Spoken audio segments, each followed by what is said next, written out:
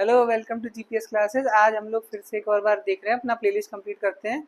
आज आदित्य श्रीवास्तव जी जो आईएएस अधिकारी बने हैं यूपीएससी 2023 में, उनकी रैंक बनाई है। उनका हम चौथा क्वेश्चन मॉक टेस्ट में जो उन्होंने लिखा था उसका देखते हैं क्या आंसर लिखा है और हम सीखते हैं आगे कैसे बढ़ना है। क्वेश्चन है, bringing out the factors, factor बताना है that led to the Meiji restoration. Meiji, he was an emperor of Japan during the period between World War I and World War II and after World War II also, and he restored the credibility of Japan. अच्छा, ये emperor थे Japan के, इन्होंने restoration वापस से Japan को ठीक किया। आप सोचिए, हिरोशिमा नागासाकी हो चुका है, 2 एटॉमिक बॉम्ब फूट चुके हैं, उसके बाद भी आज जापान कितना महंगा है, टोक्यो शहर कितना एडवांस है, कितना सुप्रीम है। कैसे, क्या उन्होंने ऐसा किया? हम आजादी के 75 साल तक जापान को कम्पीट नहीं कर पा रहे हैं, और वो 2 हिरोशिमा नागासाकी झेलने के बाद भी इतना बढ़ गया आगे। आपको पता है वर्ल्ड का जो सबसे पावरफुल वीजा है वो कहाँ का है? जापान का वीजा है, Nippon visa, NIPPON, Nippon visa Japan का। Discuss its significance for Japan, Japan के संदर्भ में से बात कीजिए। देखिए, ये आपका 10 नंबर का क्वेश्चन है, पेपर GS1 में पूछा गया। ठीक है, ये मॉक टेस्ट है, ओरिजिनल में नहीं पूछा गया। You have to understand Meiji restoration में ऐसा क्या था, क्या किया जापानीज एम्परर ने ऐसा कि जापान वो इतना सुपर पावर टाइप का हो गया। ठीक है, और क्या करना है हमें? Bringing out the factor, discuss its significance, significance बताना है, इंपॉर्टेंस बताना है। और इससे हम क्या सीख सकते हैं? बेसिकली सिग्निफिकेंस ये हम क्या सीख सकते हैं। अब जो टॉपर लिख रहे हैं वो लाइन बाय लाइन में डिस्कस करेंगे हर चीज। द मेइजी रेस्टोरेशन, रेस्टोरेशन मतलब वापस से पुनर्स्थापना करी, was a revolution that led to the Japanese reinstatement in the medieval history to modern times. Medieval history जो हम सोचते हैं, जब जापान में होते थे समुराई, बड़ा सा पूरा कवच पहन के, सोर्ड होती थी इनकी, उस सोर्ड का जो ब्लेड होता था वर्ल्ड मोस्ट पावरफुल ब्लेड, हल्का सा लग रहा है कट जाए, उस ब्लेड का नाम क्या था लिख लेना, ऑब्सीडियन ब्लेड। ऑब्सीडियन ब्लेड, ये इग्नियस रॉक था, जैसे होते हैं ना इग्नियस, मेटामॉर्फिक, सेडिमेंट्री, है ना। इग्नियस मतलब प्राइमरी रॉक था, आपका ऑब्सीडियन ब्लेड। इससे जापान के समुराई की स्वॉर्ड बनती थी, स्वॉर्ड मतलब तलवार, ठीक है, कट तलवार। और छोटे छोटे निंजा भी होते थे वहां पे, निंजा का ब्लेड होता था, निंजा हथौड़ी, वो ब्लेड, ठीक है, वो था मिडिवल जापान। और अब मॉडर्न टाइम्स पे जापान में इंडस्ट्री, जापान में योकोहामा पोर्ट और कितनी सारी इंडस्ट्री जापान में, शिप की बहुत बड़ी बड़ी इंडस्ट्री है वहां पर, टेक्नोलॉजी। फैक्टर्स, क्या फैक्टर थे? क्वेश्चन क्या है? फैक्टर पूछ रहा है, फैक्टर बताओ, फिर उसका सिग्निफिकेंस बताना। प्राइड ऑफ जापानीज, जापानियों ने बोला कि हम भले ही ठुक ठुका गए हैं बट हम में प्राइड है और हमें अपना आत्मसम्मान बचा है, हम खड़े होकर वापस से लड़ जाएंगे, हम भीख नहीं मांगेंगे। जापान में कोई रिजर्वेशन नहीं है, इंडिया में है रिजर्वेशन। जापान में कोई ये नहीं बोलता कि मैं EWS हूं तो मुझे दे दीजिए पैसा, नहीं, जापान में बोलता है हम अगर दब गए हैं, हम पिट गए हैं, हम तुम खड़े हो जाएंगे वापस। समझ में आया आपको? Why Japan is superior? Because they are real आत्मनिर्भर। और हमें आज के टाइम पे प्रेजेंटली भारत सरकार की पॉलिसी है आत्मनिर्भरता, यही पॉलिसी आत्मनिर्भरता। इसे मत समझिए कि बोलने के पकौड़े तलो, that is not the meaning of आत्मनिर्भरता। आत्मनिर्भरता मतलब ये आप पूरी तरह डिपेंडेंट मत हो जाओ सरकार पे कि हमें भूख लग रही है, भारत सरकार, ये नहीं करो। आप क्या करो, अपने दम पे खड़े हो। जब जापान कर सकता है 2 एटॉमिक बॉम्ब, क्या इंडिया पे एटॉमिक बॉम्ब गिरा? गिर जाए तो पता नहीं क्या हालत हो जाए, है ना। वैसे ही क्या हाल हो रही है, हंगर इंडेक्स में हमारा 111 है इस समय प्रेजेंटली, हंगर इंडेक्स में 75 साल से ऊपर हो गया आजादी को। कितनी सरकारें बदल गई तब भी, पर ठीक है, जापान से किसी को इनकी प्राइड थी, इनका आत्मसम्मान था, बना लेंगे, फिर से खड़े हो जाएंगे, तो 2 नहीं 10 और गिरा दे, फिर खड़े हो जाएंगे। That is the pride of Japanese, beautiful people. United feeling for autonomy, और एक साथ चलते थे। जापान में कुछ नहीं था ऐसे ऊंची जात नीची जात, अमीर गरीब, धर्म भरम, ये सब नहीं था जापान में। जापान में क्या था? यूनाइटेड फीलिंग फॉर ऑटोनॉमी, हम यूनाइटेड हैं। छोटा सा देश है, चिन्नू सा, और आइलैंड के आइलैंड पर भी, वॉल्केनिक आइलैंड पर सबमर्जेस बाउंड्री प्लेट है, वहां पर ट्रेंच है, मरियाना ट्रेंच, वॉल्केनोस निकल रहे हैं। माउंट फुजियामा पे तो टोक्यो बना हुआ है, आपकी समझ में आ रहा है? एंड देन तब भी ये लोग यूनाइटेड फीलिंग फॉर ऑटोनॉमी, अरे हम खड़े होके हो जाएंगे। यहाँ सड़क टूट गई तो खड़े हो गए सब लोग, कोस रहे हैं, भारत सरकार ने सड़क तोड़ दी। अरे यार, 4-5 लोग इकट्ठा होकर सड़क बना दो, तो कौन था वो? मणिपुर का आयरन मैन, जो आईएएस अधिकारी थे, उन्होंने क्या किया था मणिपुर में बिना सरकार की, ही वाज एन आईएएस, चाहते फोन पे पूरी सरकार की एड आ जाती, बिना सरकार की एड लिए उन्होंने सड़क बनाई थी मणिपुर में, ठीक है। एमस्ट्रॉन्ग या आर्मस्ट्रॉन्ग नाम था उनका, बहुत अच्छे आईएएस अधिकारी।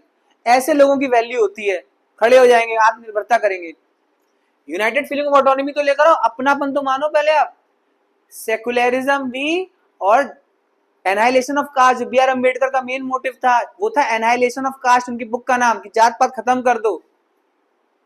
उनका मतलब ये नहीं था रिजर्वेशन, उनका था कास्ट सिस्टम ही नहीं होना चाहिए। कास्ट सिस्टम कैसे आप डिवाइड कर रहे हो, और जो अंग्रेज कर रहे थे डिवाइड एंड कॉन्कर, वही आप कर रहे हो जात पात में, डिवाइड एंड कॉन्कर, ठीक है। फॉरेन सपोर्ट फ्रॉम मंगोलिया, ये क्या कह रहे हैं, क्या फैक्टर है मैजी रेस्टोरेशन का, कि मंगोलिया ने फॉरेन सपोर्ट दिया, पैसे दिए थे, ठीक है। चलो ये बोल रहे हैं तो ठीक है, फॉरेन सपोर्ट आया, बट मेन 2 पॉइंट ये इंपॉर्टेंट है, प्राइड और यूनाइटेड फीलिंग। क्या फैक्टर थे माईजी के लिए? एडवांस थिंकिंग लिखते तो ज्यादा अच्छा लगता है। Excesses and exploitation due to foreign occupation, क्योंकि इनको इतना छेड़ दिया गया था, इनको एक्सप्लॉइट कर दिया गया था, कि इन्होंने बोला अब हमें खुद ही कुछ करना है। मेरे हिसाब से आप इसमें फैक्टर में लिखते लिबरल थिंकिंग। हमारे यहाँ क्या है, बहू काम करने नहीं जाएगी, क्या जापान में ऐसा है बहू काम करने नहीं जाएगी? क्यों, बिल्कुल जाएंगे, हम सब काम करने जाएंगे। घर की बड़ी बहू पर्दे में रहो, वहां है ऐसा, पर्दे में रहो, ऑफिस जा रहे हैं। डबलिंग इनकम कैसे होगी? ऐसे इनकम डबल होगी, काम करो ना, घर पे बैठ के टीवी देख रही है। लिबरल थिंकिंग समझ में आया आपको? दूसरा क्या फैक्टर आप लगाओगे? दूसरा क्या फैक्टर लगाओगे? Feeling of unity, lack of division, या लैक ऑफ डिवाइसिव फोर्सेस। मैं होता ये लगा था, लैक ऑफ डिवाइसिव फोर्सेस, कोई ऐसी फोर्स नहीं थी जो उसे तोड़ रही है, काट रही है, टांग खींच रहे हैं एक दूसरे की, है। कोई अंबानी अडानी पैसे वाला बन गया तो उसकी टांग खींच रहे हैं, ये पैसे वाला हो गया, पैसे वाला हो गया। अरे भाई वो कितने लोगों को रोजगार दे रहा है, पूरा रिलायंस इंडस्ट्री चल रही है, बंद करवा दें। इंडिया की इकोनॉमी जो 5 ट्रिलियन का सपना है वो कहाँ चला जाएगा? नीचे गड्ढे में चला जाएगा। आपके समझ में आ रहा है? हमारे देशवासी तो हैं, कोई आतंकवादी थोड़ी ना जो 5 ट्रिलियन पहुंच गया है, उसकी बेइज्जती कर रहे हैं जबरदस्ती। अपनी जड़ खोदने वाले खुद है हमारे देश में।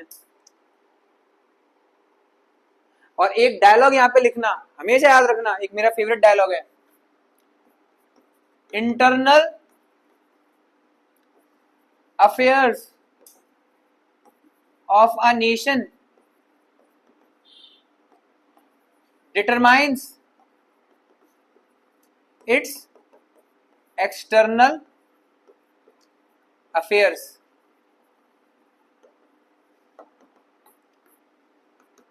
Internal affairs of a nation determines it's external affairs. आपके अंदरूनी मैटर अगर ठीक है तब आप विदेश नीति अच्छी कर सकते हो।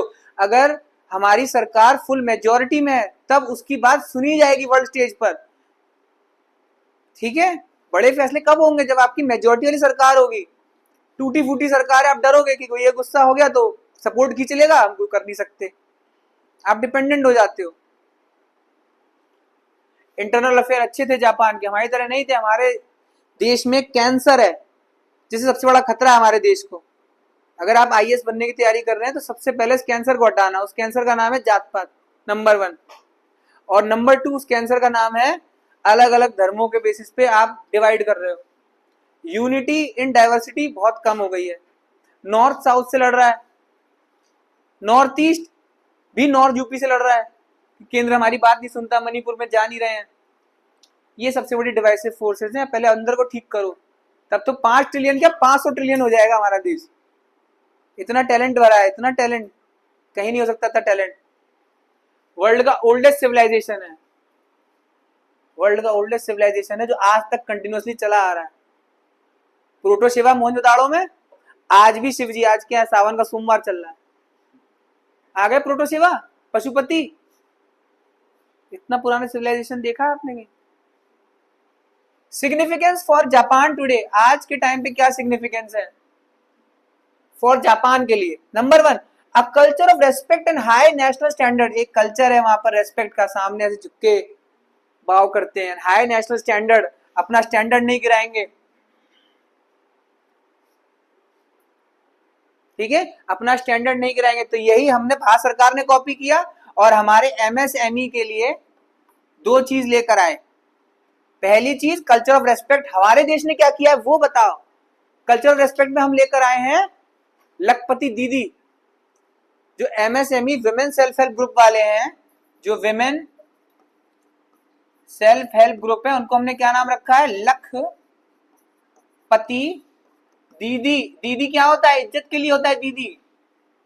और दूसरी चीज हम क्या लेकर आए हैं जो कि हाई नेशनल स्टैंडर्ड के लिए है, उसका नाम है no defect no effect. No defect no effect. पिछले साल 15 अगस्त की स्पीच पे हमारे प्रधानमंत्री जी ने बोला था कि if there is any product from India in anywhere of the world, anywhere in the world, it should be the best product ever available in the market with zero effect zero defect. अगर मेरे देश का एक mobile phone भी आपको मिले यहाँ made in India in Norway Sweden, तो ये किसी को दिक्कत ना करे, ना इसका कोई डिफेक्ट ना आए इसमें। ये है पॉलिसी भारत सरकार की एमएसएमई, जो कि हम ले सकते हैं माइजी रेस्टोरेशन से। ये अब हमारा नेशनल स्टैंडर्ड है, समझ में आया। पहले था हमारे पास ऐसा, हमारी एम्बेसडर गाड़ी थी और लोहा लट दुड़ दुड़ दुड़ दुड़। फिर ये आई चाइना की नकली वाली गाड़ियां, फाइबर की बनी हुई। इन्होंने क्योंकि सस्ती थी मार्केट ओवरटेक कर लिया, पर असली दम तो वही था एम्बेसडर में, गाड़ी में। रेस्पेक्ट फॉर ऑटोनॉमी, क्या जापान को सिग्निफिकेंस है रेस्पेक्ट फॉर ऑटोनॉमी। जापान क्या बना कि भैया हम ऑटोनॉमी, अपनी आजादी, हम इसकी इज्जत करेंगे, रेस्पेक्ट फॉर ऑटोनॉमी।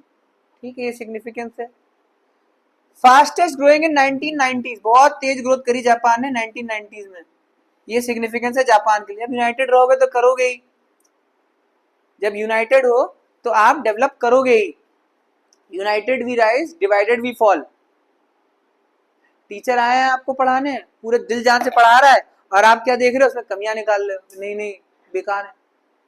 अरे वो आपके सपोर्ट में आया हुआ है और आप उसको सपोर्ट खींच रहे हो, तो कौन यहाँ क्रिमिनल है?